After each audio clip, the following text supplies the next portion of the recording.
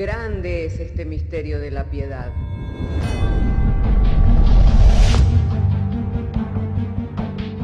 Si se destruyeran los fundamentos, ¿qué ha de hacer el justo?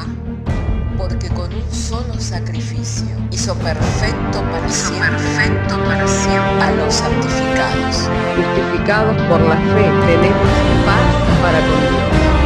Juntamente con Él nos resucitó y nos hizo sentar en los lugares celestiales con Cristo Jesús. Fundados Y firmes en la fe, tenemos paz para con Dios.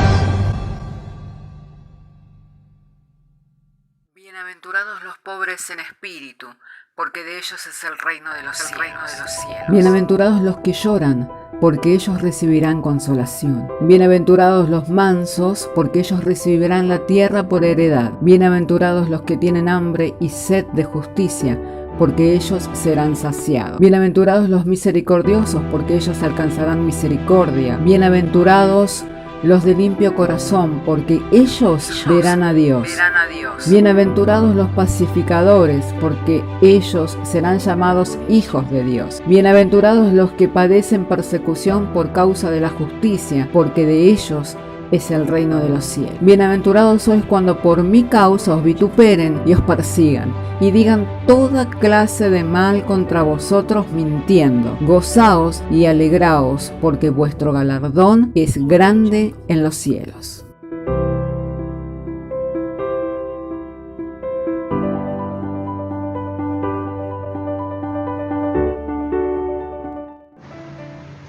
Quisiera entonces, si tiene su Biblia, que abra conmigo su Biblia en el Evangelio de Juan,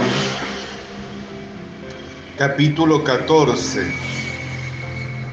Así entonces, si tiene su Biblia, vamos a abrir nuestras Biblias en el Evangelio de Juan, capítulo 14.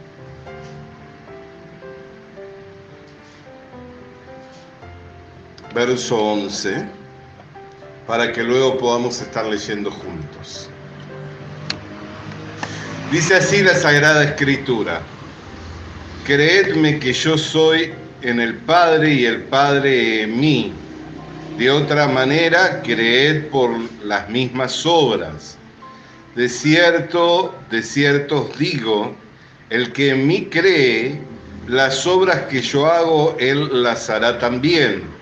Y aún mayores hará, porque yo voy al Padre.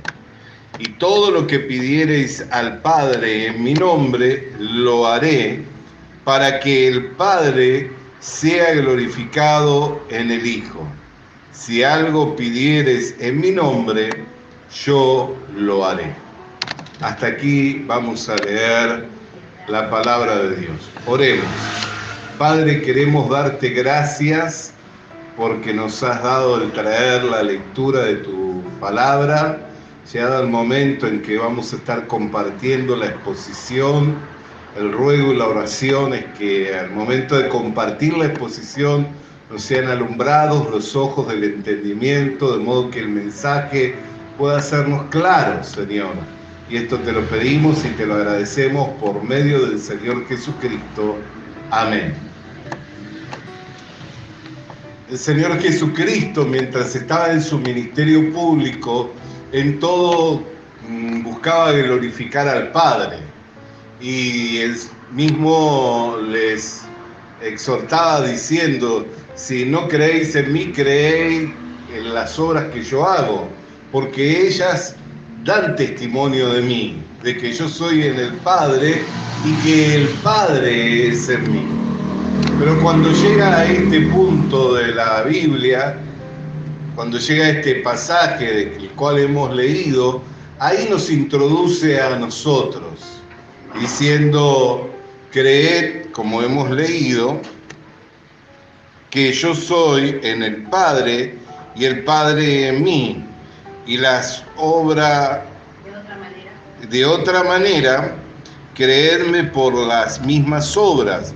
De cierto os digo que el que en mí cree, las obras que yo hago, él las hará también, y aún mayores hará, porque yo voy al Padre, y todo lo que pidiereis al Padre en mi nombre, lo haré para que el Padre sea glorificado en el Hijo. El día de hoy hemos estado también hablando sobre que la obra que se manifiesta en nosotros no es nuestra obra, sino que es la obra del Señor Jesucristo.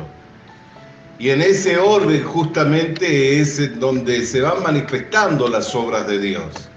Las obras de Dios se manifestaron por medio del Señor Jesucristo, porque Él trajo el reino de Dios a la tierra. Cuando Él comenzó su ministerio, envió a sus apóstoles diciendo: id y anunciad que el reino de Dios está en medio de vosotros. O sea, Él trajo el reino de Dios y se manifestaba por las obras que Él hacía, que hablaban del Padre que estaba en Él. Por eso cuando manifestó ese milagro sobrenatural, los hombres inmediatamente dijeron: ¿qué obras hemos de hacer para agradar a Dios? ¿Por qué? Porque se vieron asombrados ante la presencia y ante los milagros que Dios estaba haciendo por medio del Señor Jesucristo. Pero ahora dice, como hemos leído: de cierto os digo, que el que cree en mí, las obras que yo hago, él las hará también. Cuando habla la Escritura de creer en el Señor Jesucristo, no nos está hablando de creer que esas obras se pueden manifestar, sino nos habla de creer para ser reconciliados para con Dios, de creer al Evangelio. Nos habla de creer que somos hechos una nueva criatura. Por eso hoy hablábamos sobre la incapacidad del hombre natural de poder presentar una obra delante de Dios con la cual pueda agradar a Dios, porque del polvo es y al polvo vuelve. Y la tierra es maldita a causa del pecado y ha de producir solamente cardos y espinos. Pero ya en el Nuevo Testamento se introduce una nueva creación, creados en Cristo Jesús, hechura suya. Y ahí es en donde se comienza a manifestar la unión entre Cristo y la iglesia. Por eso dice: de cierto os digo, que el que cree en mi nombre, el que cree en mí, las obras que yo hago, él hará también, y aún hará mayores. ¿Por qué? Porque voy al Padre, y yo rogaré al Padre, para que el Padre sea glorificado en el Hijo. Y hasta ahora nada habéis pedido en mi nombre, pero pedid y yo lo haré. ¿Ven? No está diciendo que nosotros lo haremos, sino que Él lo hará. ¿Por qué? Porque nosotros somos en Él y Él es en el Padre. Nuestra vida está escondida con Cristo en Dios. Y esto es justamente el pasaje con el cual nosotros podemos mirar por medio de la Escritura para reafirmar que nunca es una obra de hombre, sino que siempre es Cristo siendo glorificado a través de la iglesia. Y a la vez, Cristo glorificando al Padre, manifestando que Él vino siendo enviado por el Padre.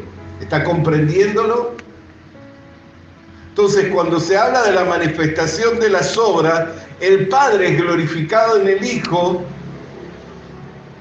y el Hijo es glorificado en la iglesia.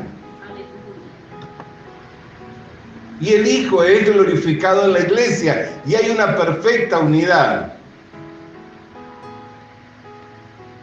Por eso muchos malinterpretan cuando en la oración del Señor, allí en San Juan 17, Padre, que sean uno como tú y yo, para que el mundo crea que tú me has enviado, y así como me has enviado a mí, yo los he enviado a ellos. No está hablando de la unidad entre nosotros, sino de la unidad con Él. Que esa unidad perfecta solamente podía ser si era satisfacida o satisfecha la demanda de la exigencia de Dios por el pecado. ¿Y con qué debía de cubrirse el pecado? Con la sangre del Cordero inmolado de Dios que quita el pecado del mundo, con la sangre de Jesucristo. Entonces, como todavía no había derramado su sangre, Él estaba clamándole al Padre que pudiéramos ser uno, como Él y el Padre eran uno. ¿Pero uno con quién? Con Él. No hay división en el cuerpo de Cristo. No hay división en la iglesia. Los hombres se dividen en sus pensamientos y en sus razonamientos. Pero en la iglesia hay una perfecta unidad, que es la unidad del Espíritu. En la iglesia hay una perfecta unidad. ¿Por qué? Porque no es que nosotros entramos a la iglesia por nuestra voluntad propia, sino que según fuimos escogidos, según fuimos llamados, fuimos insertados para ser miembros, parte del cuerpo de Cristo. Aún la Biblia habla de que fuimos trasladados del reino de las tinieblas al reino de su Hijo amado, lo cual, si fuimos trasladados, es como quien va siendo llevado en cautiverio. Con la diferencia que fuimos trasladados de un reino en el que estábamos sometidos al pecado, viviendo bajo el engaño, a la libertad gloriosa de los escogidos de Dios, en donde al vivir por medio de la fe y en la confianza de nuestro Señor Jesucristo, vivimos libres de la culpabilidad del pecado y en la esperanza de la resurrección completa. Que esa es la esperanza que albergamos en nuestro corazón. Primeramente, confiados de que Cristo nos limpió de todos nuestros pecados, y segundo, que cuando Él venga cambiará este cuerpo de corrupción en un cuerpo de gloria semejante al de Él. Entonces, cuando Él está diciendo que el que cree en su nombre, las obras que Él ha hecho también hará, y aún mayores, ¿pero por qué? Porque Él iba al Padre. Y entonces rogaría al Padre para que el Padre sea glorificado en el Hijo. Y luego nos dice claramente: hasta ahora nada habéis pedido en mi nombre, pero pedid y yo lo haré. Ahí cambia. ¿Por qué? Porque Él tiene que ser glorificado en la iglesia. O sea, el trabajo de la iglesia no es nuestro trabajo, sino que es el trabajo de Cristo por medio nuestro. ¿Me está comprendiendo? El trabajo de la iglesia no es nuestro esfuerzo. ¿De dónde nosotros lo tomamos? Justamente de aquellos que fueron los pioneros de la iglesia. Cuando leemos al apóstol Pablo, él claramente dice: ¿qué es Pablo? ¿Qué es Apolo? ¿Qué es Cefas? Como diciendo, podemos pensar de ellos como algo, como alguien. Son simplemente colaboradores en Dios. Y vosotros sois labranza y edificio de Dios. Entonces claramente se ubica. Y en otra parte también dice, no es que seamos competentes por nosotros mismos, sino según la capacidad, la competencia que Dios nos ha dado. O sea que Él es el que nos hace competentes. Porque por nosotros mismos no somos competentes para esta tarea. Pero si Cristo está trabajando por medio nuestro, Él es plenamente capaz. ¿Por qué? Porque Él vino a este mundo sin relación alguna con el pecado y nos sustituyó en la cruz del Calvario, pagando el precio por los pecados, y volvió a recibir la gloria que tenía con el Padre. Por eso es muy importante la oración del capítulo 17 del Evangelio de Juan. Padre, la gloria que tenía cuando estaba contigo, vuélvemela. Y así cuando está terminando, habla la Escritura de que se escuchó la voz divina y que le dijo: una vez más lo haré. O sea, Cristo nunca perdió nada. Nunca perdió poder, nunca perdió sabiduría, nunca perdió fortaleza, nunca perdió alabanza, nunca perdió gloria, nunca perdió honor. El hombre es el que lo perdió todo en el huerto del Edén y se lo entregó gratuitamente al diablo. Por eso cuando se manifestó delante del Señor le dijo: los reinos y su poder te daré si postrado me adorares. ¿Por qué? Porque a mí me fueron dados. ¿Quién se lo entregó? Adán, cuando desobedeció. Porque ¿a quién le había dado el señorear y sojuzgar la tierra Dios? Adán. Pero cuando desobedece,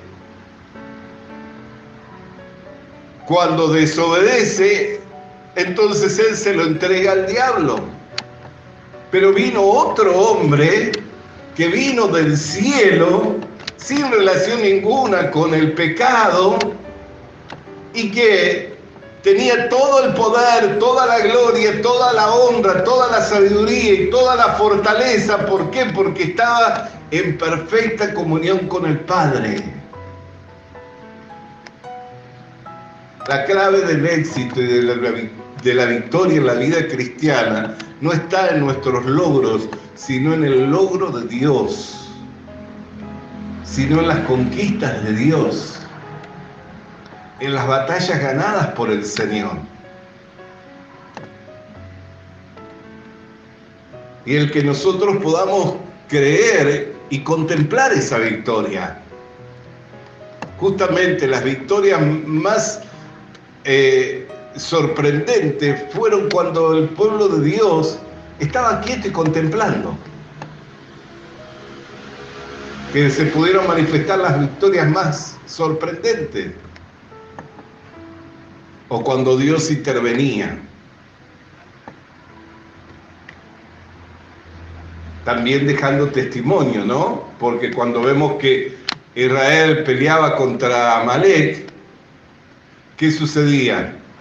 Cuando se cansaban los brazos de Moisés y bajaba los brazos. Israel no podía prevalecer contra Amalek, pero cuando Moisés levantaba los brazos, ¿qué hacía? Israel prevalecía contra Amalek.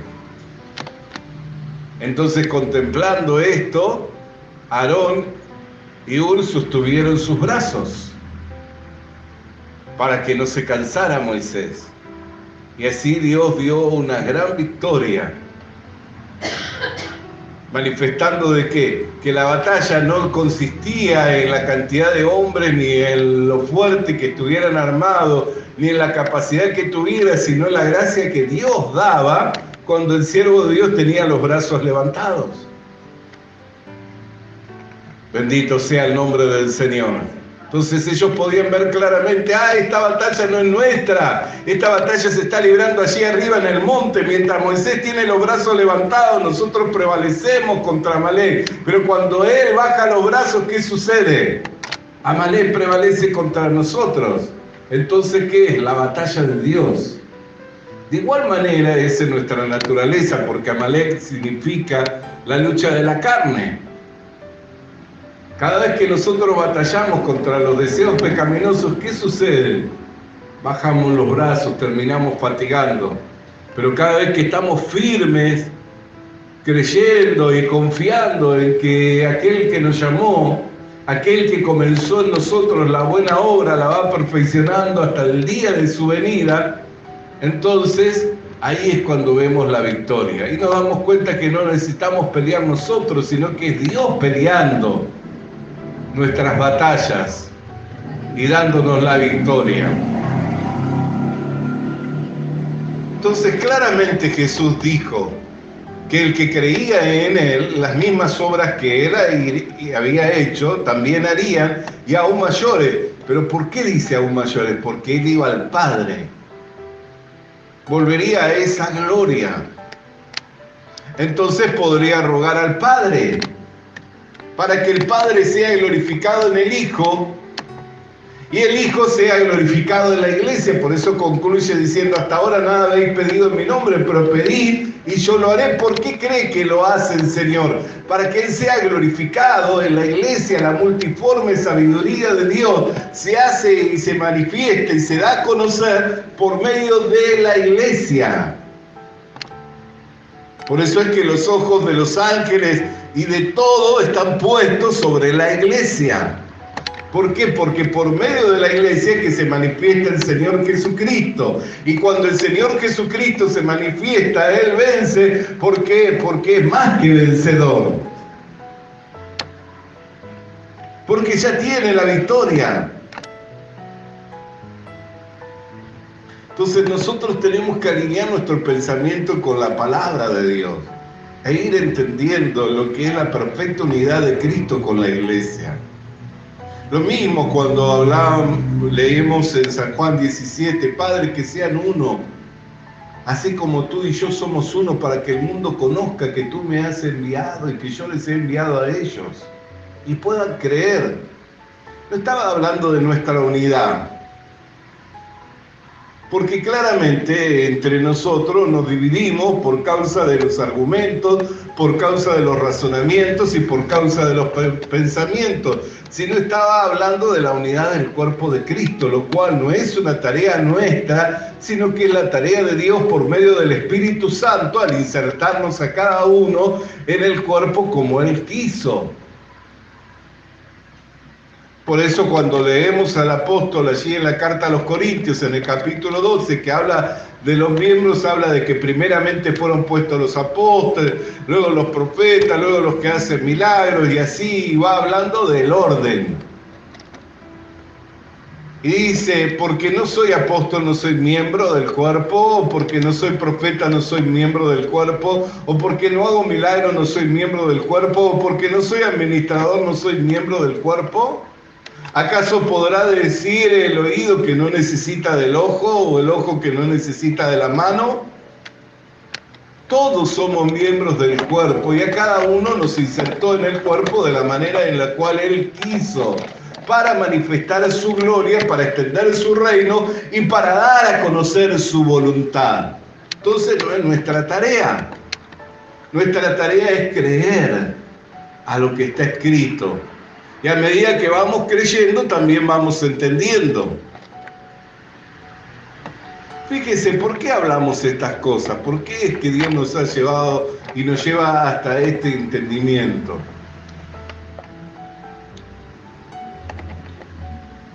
Porque somos más inteligentes, porque tenemos mayor capacidad, porque nuestra Biblia tiene resaltadas algunas palabras o algunas letras y que otras Biblias no lo tienen. No es por eso, sino es a causa de que hemos creído en Cristo. Y al haber creído en Cristo, fuimos trasladados a su reino. Entonces todo un mundo nuevo, el cual se va manifestando y se va dando a conocer a nosotros. No por nuestra sabiduría, sino porque a Dios le place el revelarlo y dar a conocer. No por nuestra capacidad, sino porque Él es el que nos hace competente. Bendito sea el nombre del Señor. Entonces, todas estas cosas que nosotros estamos compartiendo, podemos ver en la palabra de Dios, que tienen su fundamento en las Escrituras, para que podamos comprender en la capacidad del hombre de poder presentar por sí mismo una obra con la cual poder agradar a Dios. Y que ese hombre se perdió en el huerto del Edén y nunca más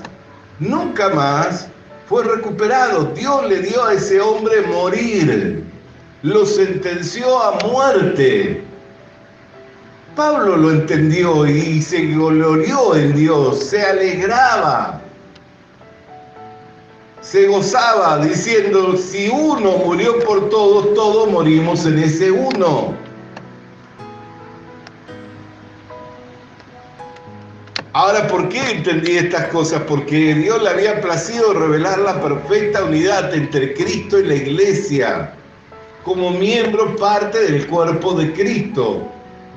Por eso él aún habla cuando escribe a los Efesios y dice, mas esto no lo digo por causa del hombre y de la mujer, sino lo digo por causa de Cristo y de la iglesia.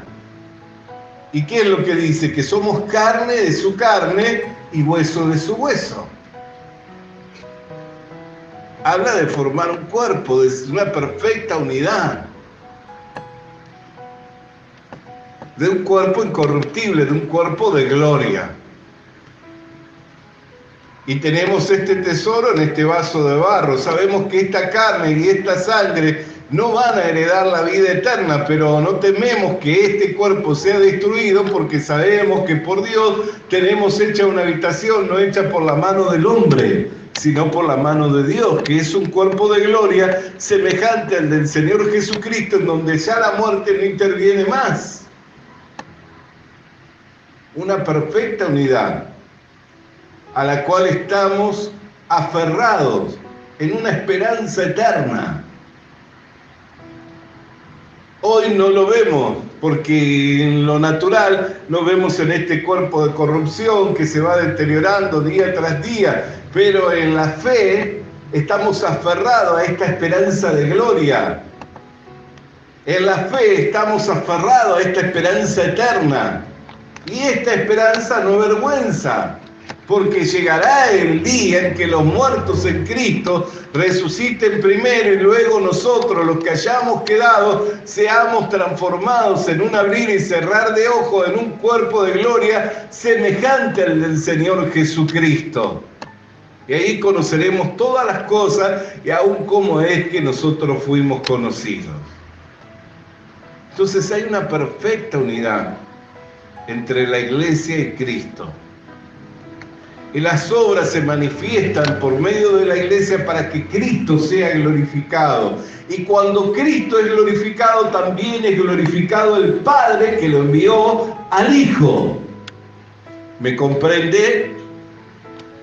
Por eso es que Él, en ese punto en el que ya estaba preparándose para ir al Calvario, introduce esto diciendo: los que creen en mí harán las mismas obras y aún mayores. ¿Por qué? Porque voy al Padre, voy a la gloria que tenía antes cuando estaba con el Padre, y rogaré al Padre. Y el Padre lo hará para glorificarse en el Hijo. Y nos dice: pedid en mi nombre y yo lo haré. Y Él lo hará para glorificarse en la iglesia, para manifestar al mundo que somos su pueblo, que somos su cuerpo, que somos miembros, parte del cuerpo de Cristo. Amén. Entonces habla de una perfecta unidad, pero siempre, siempre es la obra de Dios. Siempre, siempre es la obra de Dios manifestada por medio de Cristo y a través nuestro. Por eso dice claramente la Escritura: todas las promesas de Dios son un sí y un amén, por medio del Señor Jesucristo, o sea, por medio de Él y a través de ¿quién? A través nuestro. ¿Está comprendiéndolo? Todas las promesas de Dios son un sí y un amén, por medio del Señor Jesucristo y a través nuestro. Por eso es que el Señor quiere cumplir toda su palabra por medio de la iglesia, para manifestar su sabiduría, para manifestar su poder, para manifestar su gloria, para darla a conocer al mundo a través de su iglesia. Él escogió lo vil y menospreciado de este mundo, lo que no era, para deshacer lo que es y para confundir la sabiduría de este mundo, la sabiduría de este siglo. Por eso dice: ¿dónde está el entendido? ¿Dónde está el sabio de este mundo? Bendito sea el nombre del Señor. Porque lo débil de Dios es más fuerte que lo fuerte del hombre. Y lo insensato de Dios es más sabio que la sabiduría del hombre. Por eso para el hombre el Evangelio es locura, pero es la manifestación de su sabiduría, como Él hizo todas las cosas y las va llevando a cabo. Pero para los que creemos, ¿qué es? Poder de Dios. ¿Ve la diferencia? Para el mundo es locura. Y como para dos personas que están en un mismo escenario, en un mismo ambiente, para dos personas que están en una misma... en un mismo ambiente, en un mismo escenario, para uno es locura y para otro es poder de Dios.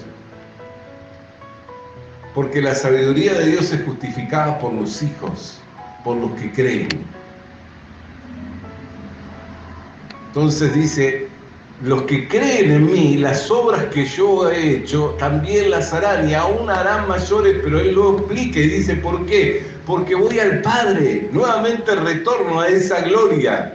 No es que yo perdí la gloria, el poder, la sabiduría, la fortaleza, la perdió el hombre, la entregó voluntariamente al diablo, mas yo la recupero para nuevamente entregársela al hombre por medio de la fe. Por eso el hombre que cree manifiesta ese poder, manifiesta esa fortaleza, manifiesta esa sabiduría, manifiesta esa gloria, manifiesta esa gracia que no puede ser desmentida por nadie. Por eso compartíamos domingo pasado y en este mismo lugar cuando hablábamos de que a Pedro le habían sido otorgadas las llaves de este reino, de que antes que el apóstol Pablo comenzara con su ministerio a los gentiles, él es el que se encarga de llevar la palabra de Dios a Cornelio, pero antes de ello, ¿qué sucede? Milagros semejantes a los que el Señor Jesucristo había hecho. Un hombre que yacía hacía 8 años, inválido, Pedro le dijo, levántate, toma tu lecho y anda. Después una mujer piadosa, llamada Dorcas, amada por sus discípulos, ¿qué le dijo? Tabita, levántate. Y se levantó de entre los muertos. ¿Por qué Dios permitió esta situación por medio de Pedro? Para manifestar que Pedro era un discípulo de Jesucristo. Así también permite situaciones en nosotros para manifestar de qué, que somos discípulos de Jesucristo, que somos miembros parte de su cuerpo. Y para cumplir toda palabra que ha salido de su boca. Hermanos queridos, amados del Señor, que podamos tener confianza en las obras de Dios, que podamos entender cómo es que estas obras se manifiestan y que podamos alinear nuestros pensamientos con la palabra del Señor y ver el privilegio tan grande que nos fue otorgado al ser miembros parte del cuerpo de Cristo, en donde Cristo se quiere glorificar por medio nuestro. Por eso nunca un desafío es demasiado grande, porque no hay nada que sea imposible para el Señor, pues para Dios todas las cosas le son posibles. Lo único que nosotros tenemos que avanzar es en la fe del Señor Jesucristo, creyendo que si Él está y si Él lo hace, todas las cosas para Él son posibles. No importa lo que se encuentre delante de nosotros, sino que si Él está y Él lo hace, para Él todas las cosas son posibles. Y Él quiere manifestar esas obras por medio nuestro. Él quiere manifestar su gloria a través de su iglesia. Amén. Hasta aquí vamos a compartir la meditación de la palabra de Dios. Les invito para estar de pie y para orar juntos. Padre, queremos darte gracias por tu palabra, por cuanto que nos has enviado tu palabra para abrirnos los entendimientos, trayéndonos una comprensión, una claridad en cuanto a cómo, Señor, se manifiestan tus obras y la manera en que tú quieres, Señor, que ellas sean dadas a conocer para la extensión de tu reino y para, Señor, que sea dado a conocer el conocimiento de tu voluntad, para que sea manifiesta, Señor, tu voluntad. Que tú eres en el Padre, así como nosotros somos en ti, y que has venido para manifestar la gloria del Padre y te manifiestas por medio nuestro para que también sea manifestada tu gloria a través de nosotros y el Padre sea glorificado en medio nuestro. Por lo que te damos gracias en el nombre de Jesucristo. Amén. Vamos a alabar su nombre. Entonces, hermana querida y hermano querido, y mientras vamos preparándonos ya para cerrar la reunión.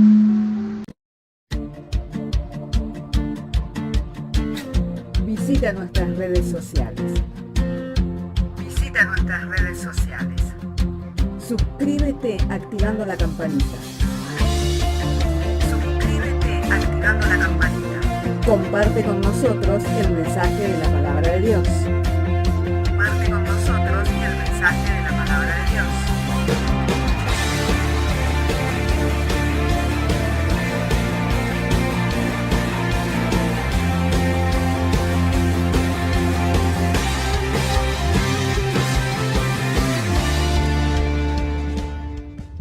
Le animamos a que consiga una Biblia, porque en ella encuentra la mente de Dios, el estado del hombre, el camino de salvación, la muerte de los pecadores y la felicidad de los creyentes. Sus doctrinas son santas, sus mandamientos son obligatorios, sus historias son verdad y sus decisiones inalterables. Léala para ser sabio, crea en ella para ser salvo y póngala en práctica para ser santo. Ella contiene luz para guiarle, alimento para reforzarle y consuelo para alentarle. La Biblia es el mapa del viajero, el bastón del peregrino, la brújula del piloto, la espada del soldado y la carta del cristiano. Le animamos a que consiga una Biblia,